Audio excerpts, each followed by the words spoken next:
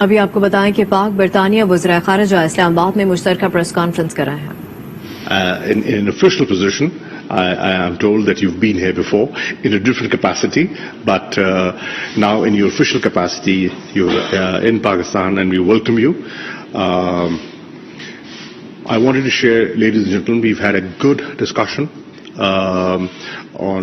in a different capacity, but now in your official capacity, you're in Pakistan, and we welcome you. I wanted to share, ladies and gentlemen, we've had a good discussion on a host of things. Obviously, Afghanistan dominated the conversation. The evolving situation in Afghanistan is of paramount strong on both sides, and we have fortunately now developed a platform called the ESD platform, the Enhanced Strategic Dialogue Platform, for further engagement and to have frank, candid discussions so that there are tangible outcomes from those discussions. I've invited the Foreign Secretary that the next meeting, the next review of that ESD should take place as soon as possible. We have to host it in Islamabad, and we will be happy to host you in Islamabad for that dialogue. And the idea is that through this dialogue, we upgrade our relationship to a different level, to a higher level. That is my desire. On Afghanistan, I shared my assessment with the Foreign Secretary of the evolving situation. Things are evolving. They're nothing certain yet, but they're evolving, and we are both hoping that they evolve in the right direction, the direction of peace and stability.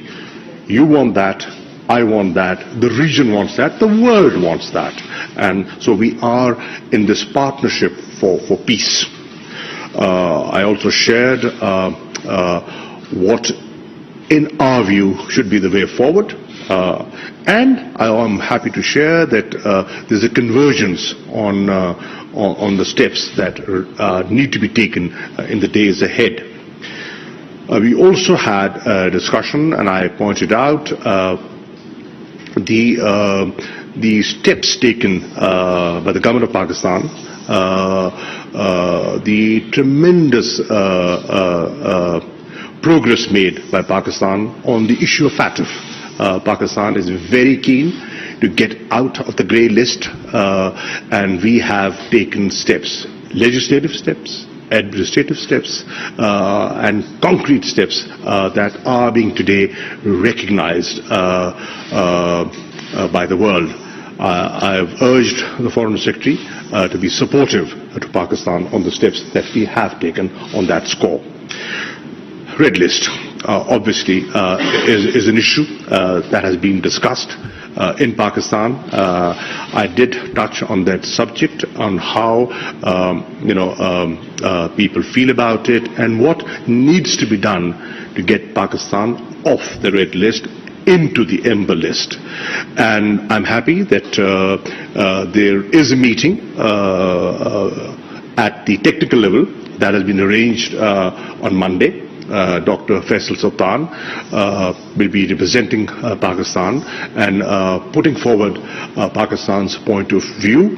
And I've also suggested a number of steps that can be taken, that make both sides comfortable on how to deal and how to overcome this challenge and how to get Pakistan into the amber list. On the whole, it was a frank, candid discussion, and thank you for coming. Thank you very much. Well, first of all, can I say what a pleasure it is to be here in Pakistan, to have a very good, constructive, cordial meeting with His Excellency Foreign Minister Qureshi, both on Afghanistan but also the opportunities for the bilateral relationship. And I look forward to seeing the Prime Minister later on today. The bedrock, the basis of the UK-Pakistan relationship is very strong. And like His Excellency, the UK has desire, the will, and to take it to the next level.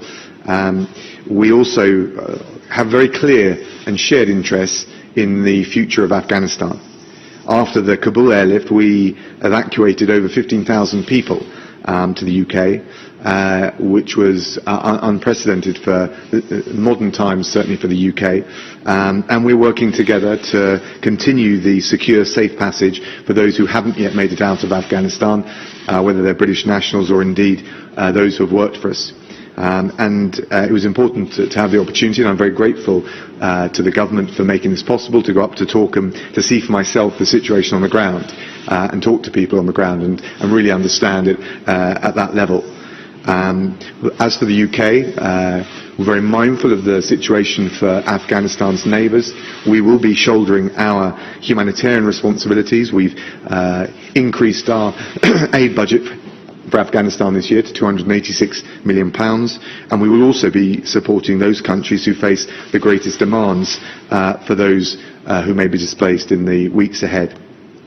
We've also sent a team, a 15-person rapid deployment team, to the region as a whole to make sure that we can help with the logistics, the practical arrangements we also discussed for allowing people safely and securely to cross borders if it's into third countries to get back to the UK. And of course that's a way of easing the burden on some of Afghanistan's neighbours. I'm also pleased to announce that today we're releasing the first tranche of that extra aid money that I mentioned. We are sending up to £30 million of life-saving support to Afghanistan's neighbours, and that will include Pakistan, so that there is the money to provide the basics, the shelter, the household necessities, the sanitation for those who come across the border. We recognise this problem. We want to be part of the solution with such a key partner. We also stand by our commitments for Afghanistan's future. I think there are a number of priorities that we discussed today. The humanitarian lifeline, preserving regional stability, holding the Taliban to the assurances that they've made, making sure that deeds follow words, and of course making sure that Afghanistan cannot be used and will not be used as a base or a safe haven for terrorist groups in the future. We're building, and it's important for us all to work together to build an international grouping, coalition around these core elements, around safe passage, around all the other elements, strategic and otherwise, whether it's through the G7, NATO, we've had a recent UN Security Council resolution, and of course the regional partners are going to be absolutely key to forging a way forward. And Pakistan's support and role will be vital. And if we come together in that way, with all of those that are interested and want a positive way forward, we will be able to exercise the maximum moderating and positive influence on the Taliban. We have a shared interest in supporting a stable and peaceful future for Afghanistan, and I thought with a very good conversation we had about the common and the commonality of interest and how we pursue that going forward. We also discussed all of the bilateral issues that His Excellency raised. We listened, we understand the concerns on issues like the Red List, and I can't see how that would be in the interest of the Taliban, let alone ordinary Afghans. We certainly don't want to see that to happen.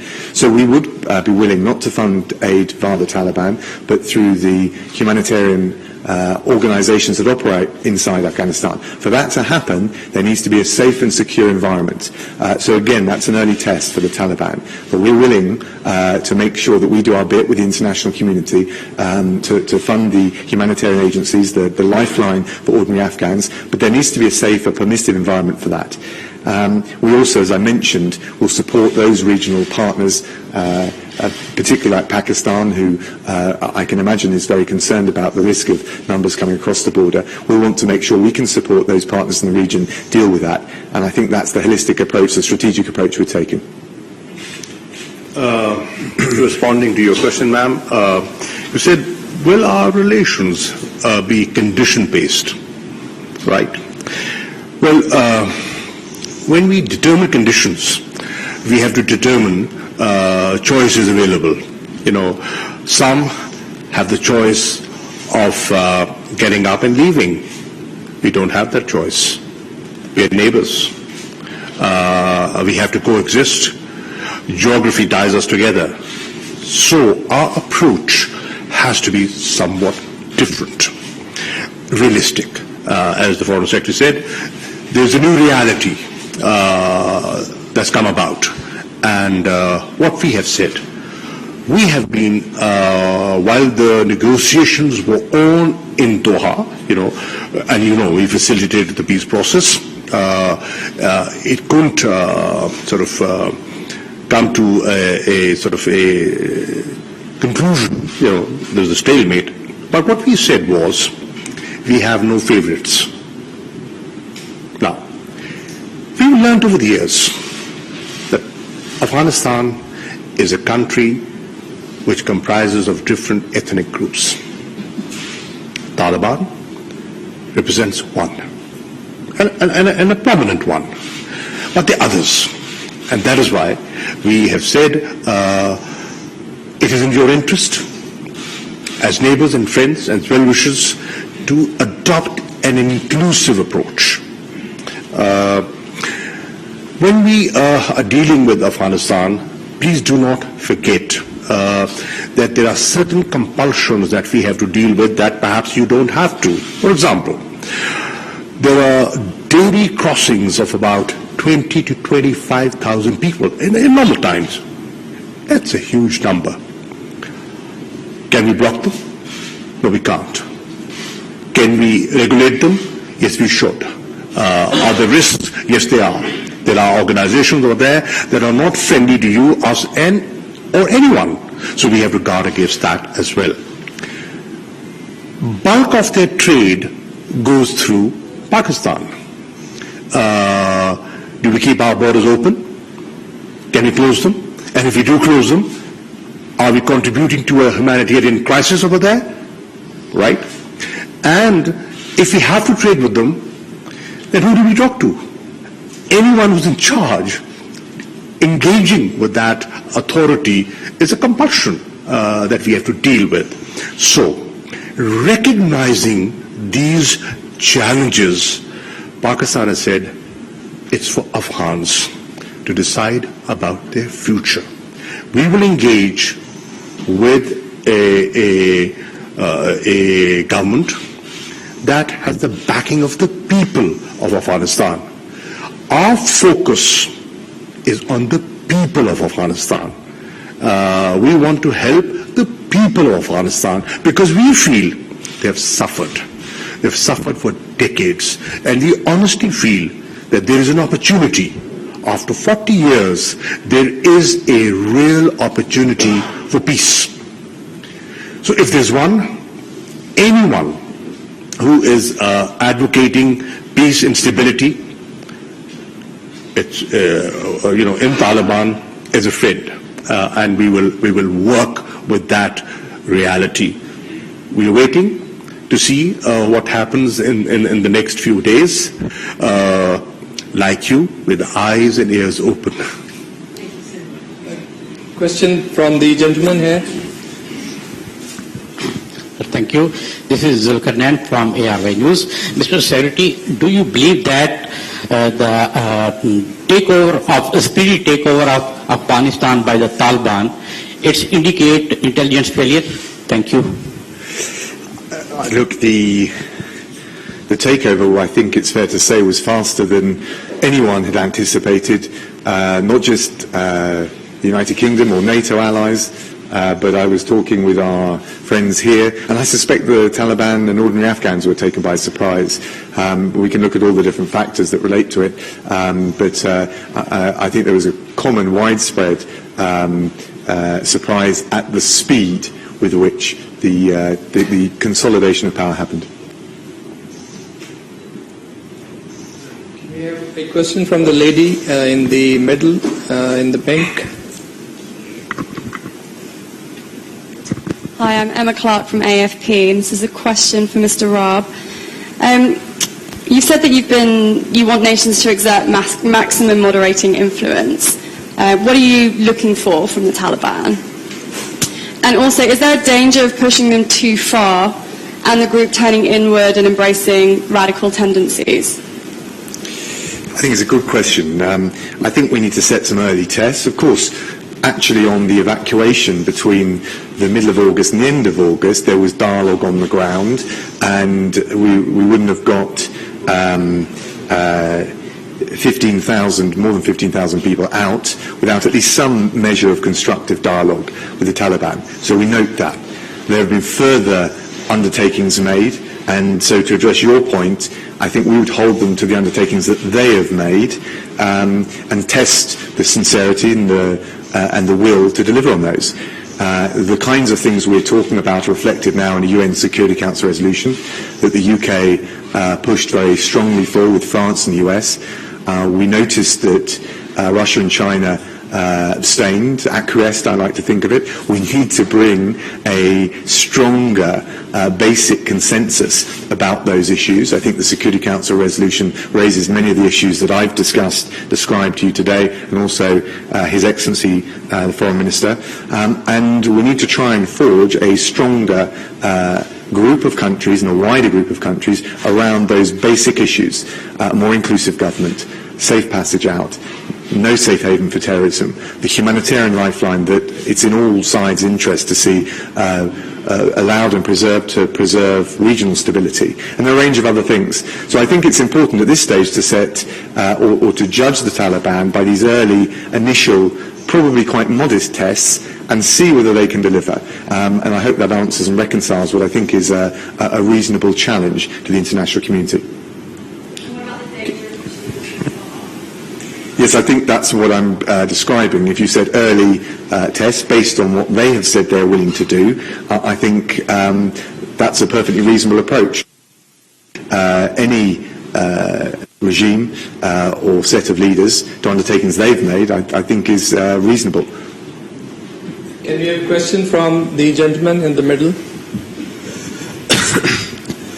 This is Zaid Farooq Malik, editor of the Daily Metro Watch.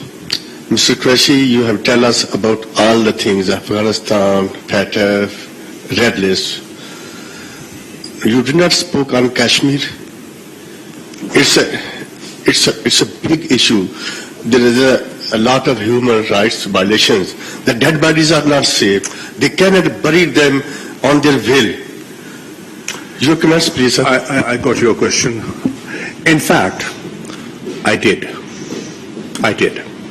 And I drew the attention of the Foreign Secretary on how Sayyid Ali Gilani's family was treated yesterday, the way his body was snatched by the security forces, couldn't even get a decent burial.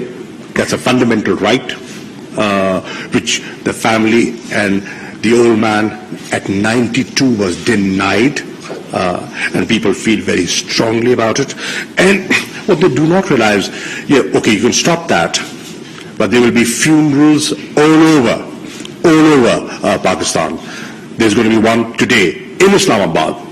Every parliamentarian, every minister, the president, everyone will go there. Had you not been there, I would have been there, right? So you cannot suppress, human feelings and sentiments. So I did talk about that. The atrocities, yes. And let me be honest, the Foreign Secretary very clearly said, our position on Kashmir is known. It's a stated position. But that does not stop us from raising human rights issues. And if they do that, thank you. Well, you'll know the long-standing position of the UK is that it is for India and Pakistan to find a lasting political resolution to the situation in Kashmir, which we certainly want to see. It's got to take into account the wishes of the Kashmiri people. It's not for the UK to prescribe or impose a solution or even to act as a mediator. We encourage both sides to maintain a positive dialogue, a constructive dialogue, which is going to be necessary if there's going to be a lasting diplomatic solution. Of course, the pace, the scope, the modalities will be for them to decide. Thank you, ladies and gentlemen. I am afraid we don't have time for more questions. Thank you. Thank you so much. Thank you. पाक बरतानिया वज़ीर ख़ारिजा मुश्तरका news conference कर रहे थे। शाह महमूद कुरैशी ने कहा कि मुलाकात में अफगानिस्तान की सूरत हाल पर बात की। पाक बरतानिया ताउन बढ़ाने के लिए फोरम बना दिया है। फेटफ में पाकिस्तानी इक़दामात पर भी बात हुई। पाकिस्तान के मुस्बत इक़दामात से आगाह किया। शाह महमूद कुरैशी ने मजीद कहा कि ग्रे लिस्ट में पाकिस्तान की मौजूदगी पर बात हुई। पाकिस्तान ने दी गई शराइत पर अपने अमल से आगाह किया।